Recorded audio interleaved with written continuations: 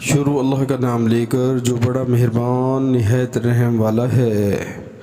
اور جب ابراہیم نے دعا کی کہ اے پروردگار اس جگہ کو امن کا شہر بنا اور اس کے رہنے والوں میں سے جو خدا پر اور روز آخرت پر ایمان لائیں ان کے کھانے کو میوے عطا کر، تو خدا نے فرمایا کہ جو کافر ہوگا میں اس کو بھی کسی قدر متمتع کروں گا، مگر پھر اس کو عذاب دوزخ کے بھگتنے کے لیے ناچار کر دوں گا، اور وہ بری جگہ ہے۔ سبحان اللہ۔ پیارے مسلمانوں، اللہ تعالیٰ اپنی اس آیت میں ارشاد فرما رہے ہیں کہ جو کافر ہیں اللہ تعالیٰ ان کو بھی اس دنیا میں کسی قدر عطا فرمائے گا، اور روز قیامت والے دن ان کا جو لازمی ٹھکانہ ہے وہ عذاب دوزخ ہے، اور وہ پھر نہ چاہتے ہوئے بھی اس میں ڈالے جائیں گے۔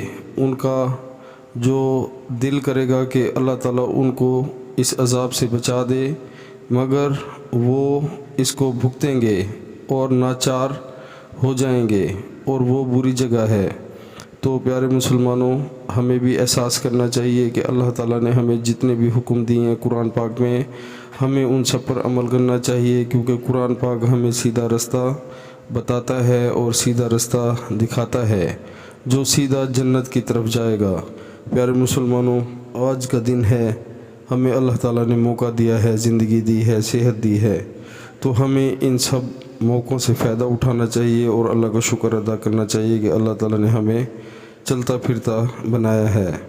تو ہم کتنے خود غرض ہیں کہ اللہ تعالیٰ نے ہمیں صحت بھی دی ہے، ہر چیز نعمتیں دی ہیں، لیکن نہ ہم قرآن پاک پڑھتے ہیں، نہ ہم اکثریت جو ہے ہماری نماز پڑھتی ہے باجماعت۔ تو یہ ہم سب کے لیے خرابی ہے اور سوچنے کا مقام ہے۔ ہماری جو بد نصیبی ہے، آج کل کے دور میں ہم دنیا کے پیچھے لگ گئے ہیں، تو ہمیں آخرت بھول چکی ہے، قبر بھول چکی ہے۔ خدا را اس چیز کا خیال کرے، ہم سب نے اللہ تعالیٰ کے پاس جانا ہے، آگے جنت بھی ہے اور دوزخ بھی ہے۔ اللہ تعالیٰ نے قرآن پاک میں صاف صاف بتا دیا ہے کہ جو نیک لوگ ہوں گے اللہ تعالیٰ ان کے اعمال جو ہیں وہ ضائع نہیں کریں گے، ان کو پورا پورا بدلہ دیا جائے گا، بلکہ اس سے بھی اچھا دیا جائے گا۔ تو پیارے مسلمانوں، جو کافر ہیں انہوں نے تو دوزخ میں جانا ہے، لیکن ہم حضور پاک صلی اللہ علیہ وآلہ وسلم کی امت میں سے ہیں، اور قرآن پاک اللہ تعالیٰ نے ہمیں عطا فرمایا ہے، تو ہمیں اس سے فائدہ اٹھانا چاہیے اور شیطان کے رستے سے بچنا چاہیے۔ جتنے بھی شیطانی رستے ہیں ہمیں ان سب سے پرہیز کرنی چاہیے۔